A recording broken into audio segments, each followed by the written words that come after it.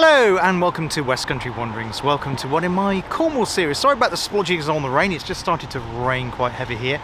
I'm here in the City of Truro, but unbelievably after 4 years on YouTube, this is the first time we've covered Truro. I've only got one more city to cover in the area that I cover in West Country Wanderings, and that's the city of Oxford, which I hope to cover later on this year. But today this is a first look. I won't be able to go into a great deal of detail, but a first look at this wonderful city, cathedral city indeed, of Truro, here in the heart of Cornwall. So let's go down the hill there and have a look around the city. I'm going to do a little bit of walk. I'm just hoping the rain's going to ease off later in the day. Again, apologies for splashes on the lens, but it may dry up a little bit later, so we're just going to grab some lunch here in the town. I'm here with my daughter again today. We just caught the train from Liskeard. We're going to have a look around and show you some of the highlights of this great city here in Cornwall.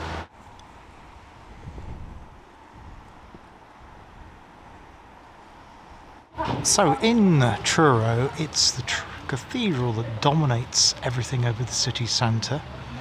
We'll try and have a look in there later. Unfortunately, at the moment, the cathedral is closed to visitors because there is a service taking place. But we'll head on round now to the piazza. So here we're at the junction of Green Street and Quay Street. So we're going to head through Green Street to, well, basically where that red bus is going to take us round to the bus station. I can go down there later. In front of that road down there is Phoenix Wharf, which is an important part of Truro because of the trade on the River Fowl, which is tidal here. We'll see if we can have a look at that in a bit. Now this building here used to be the Fighting Cock's Inn, right opposite Truro's bus station. It's also where the world explorer Richard Lander was born. In fact, at the top of Lemon Street, which are the most beautiful streets here in Truro, there is a wonderful statue to his life. So this is Lemon Quay. Now at one time this was a quay here, which was filled in. It became pedestrianised and piazzaised, if that's a word, a few years ago now. So we've got the likes of Primark here and Marks and Spencer, but there used to be a quay here where boats would actually trade up. So we'll see if we can have a look down at that. Truro has a pannier market, indoor market there. It's been there for a number of years, and I certainly remember it when I first came to Cornwall in the early 1980s. But just along here is the Hall for Cornwall, which was renovated again around the 1980s and again around the millennium, and it was also been undergoing some restoration in recent years as well. And that there is Tinner's Court, which I think opened in the 1990s, linked through round to Green Street where we were a little bit earlier on. There's quite a few independent shops down there, and we've got the Cornish Oven to the right of that. So that's a magnificent building of the Hall for Cornwall. I think it used to be the town hall as well, so it's got an entrance on the other side, Pydar Street side of it. And next to that you have the Market Inn, sadly no longer open as a market, but great and noteworthy all the same. In fact, this bit here, part of Lemon Quay, is known as Back Quay. So here we have one end of Lemon Street as it meets Pydar Street down there. Cathedral again just poking through the top there, which isn't actually an old cathedral, not like what you see in, say, Wells or Salisbury and other parts of the West Country here. But the gem of Lem Street is actually what's behind me. So we're now looking at Regency Lemon Street, and at the top there, that is the Richard Lander monument, which I mentioned earlier in the video. You also have another market along here, which is the Lemon Street Market, a bit further along on the right-hand side. Now I've got a bit of a connection at the moment to this plaque on the right-hand side here, because we're currently on the Trafalgar Way. And the Battle of Trafalgar was first alerted by a gentleman called John Richards Le Penotier. He was British despite his French-sounding name, and he's buried in the churchyard close to where I'm staying at the moment, at Menheniot, near Liskeard, in the churchyard there. And he carried news of the Trafalgar Battle and, of course, the demise of Lord Nelson later on. He landed at Falmouth on Monday the 4th of November 1805 and set out post-chase for London. some 37 hours and 271 miles later, he arrived in London to give news about it at the Admiralty at 1 a.m. on Wednesday the 6th of November. So we're now looking back down towards Lemon Quay, so let's just start down that way now and just show you part of the river. So this would have been the start of the port of Truro, but this bit here is the Compton Castle, which has been sadly abandoned for many years now. Of course, the difficulty is it can't actually be removed, and there's been long-standing battles to get it restored. It was actually a coffee house until fairly recent times. So as you can see, we're here at Truro Quays, and down there was the site of Newnham Station. You can actually walk to that. There is a really good Lost Railway walk towards Newnham Station, something I hope to do on a future video here. And that there gives you a good indication of what Lemon Quay would have looked like originally. It's hard to imagine that now with all the shops that are around it. Now, of course, the importance of Truro increased with the production of tin. And it's thought now, it wasn't originally, that the Romans actually came to Cornwall to mine tin. There's been evidence of Roman activity in the Tamar Valley. But further to the west of here lies the area of Camborne Redruth. Redruth's a town about 10 miles to the west of here, somewhere I hope to go shortly here on West Country Wanderings. And because of all that tin production, they needed to export it. And it because of the port here in Truro that it came out. Down there, down what is known as the Carrick Roads and into the English Channel to be taken to other parts of the British Isles and further afield from that.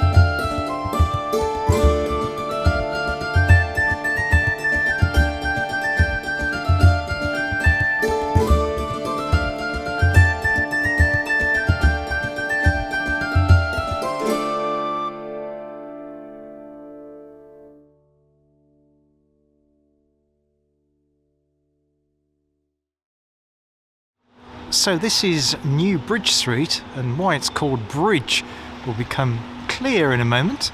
So this is the bridge on Bridge Quay here, and next to the bridge here, New Bridge Street, is Bridge Antiques.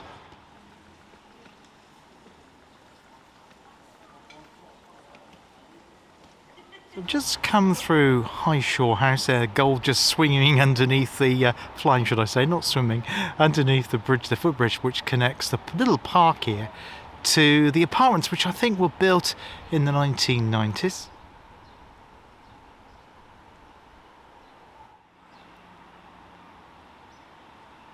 So we're now walking through this parkland which is adjacent to the river here. We're making our way across to Blewett's Wharf and Phoenix Wharf, where BBC studios are for BBC Radio Cornwall. So I'm now come underneath the subway near to Trafalgar roundabout, and this here, which is next to BBC Radio Cornwall, is Worth's Quay. And the Port of Truro, one can follow on to the behind me, and Boscawen Park is to the right, but opposite Worth's Quay is Blewett's Wharf, which is just down there, and next to that is the offices of the local newspaper here, the West Briton. So we've got tale of two sides of the road here. We're going down to Boscawen Park. You've got all the wealthy merchants' houses up here. But here are what would have been the wharves along the quay, which had now been turned to places like architects' offices, newspaper offices, and also artist studios. Now, one of the reasons why the port of Truro declined is self-evident here. You can see it's a very silted up estuary these days, and it made it very, very difficult for bigger ships to get right up to into the heart of the city centre. But also it was to do with declining trade. Now, on the opposite side of the Truro River here is the site of Newnham Railway Station, which was there.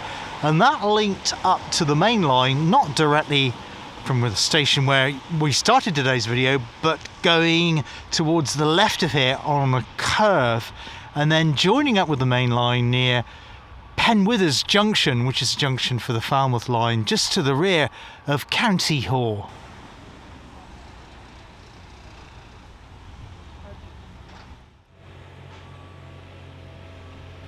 Well, welcome to Boscawen Park here in Truro, managed by Truro City Council. And just beyond that is the cafe in the park. We may stop there for a drink a little bit later.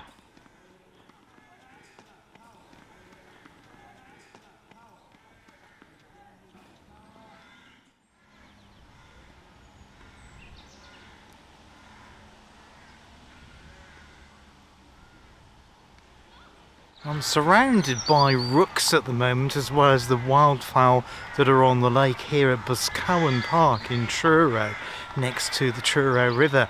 There's a delightful walk actually you can carry on round to Malpas and you get a great view. Unfortunately, I'm not going to be able to have time to do that, but I do want to return to Truro in the near future to do a Lost Railway walk around to what was the site of Newnham Station. Although it was open as a passenger station, essentially it was for goods to the wharfs there alongside the tidal river. They brought that in there, but you can pretty much walk the entire route, I do believe. See if I can find a photo or two of that. Yeah, it's really enjoyable here in Truro today. You get a contrast between the busy hustle and bustle of the shops in the city centre there by Lemon Quay and Lemon Street, to being back in nature here by this lake in Boscawen Park. So as well as being a park with a cafe in it and a venture playground for children, there's also tennis courts here as well, and the usual swings and things for families to enjoy. So next to Boscawen Park is Trenick Mill, which is now a cafe restaurant, which was a tide mill, I believe, in the late 18th century.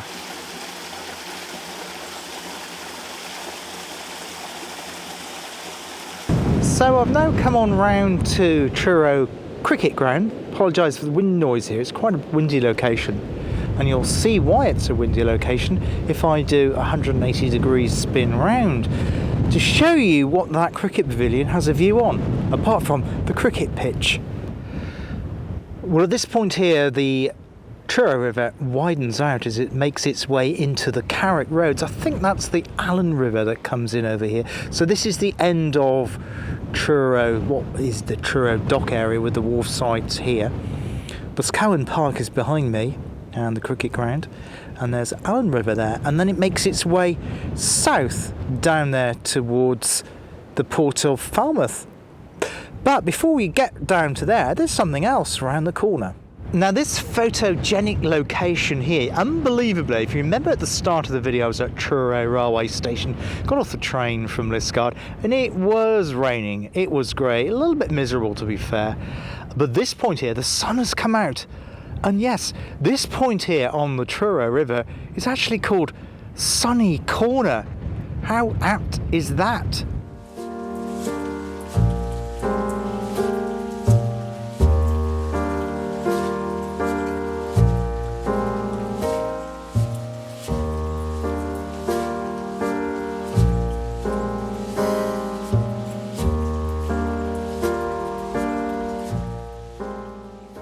So welcome to Sunny Corner and Sunny Corner Slipway here on the Truro River as it makes its way down to the port of Falmouth.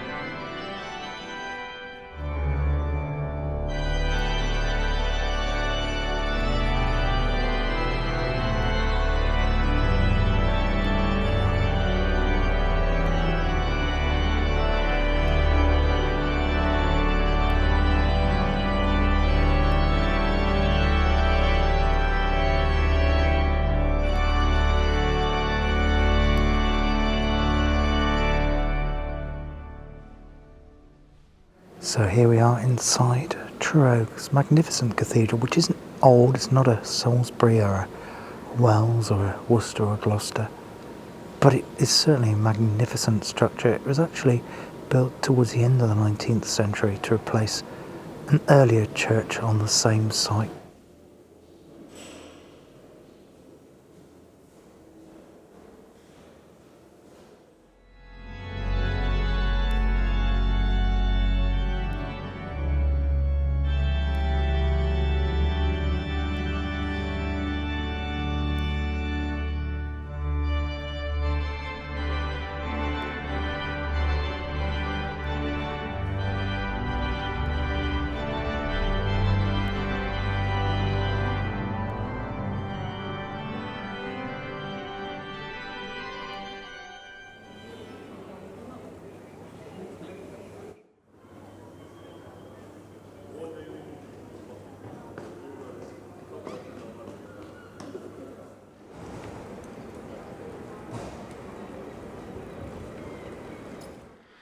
Well, I hope you enjoyed this wander around the city of Truro in the county of Cornwall, of course. And we will be back here to do more things in this area.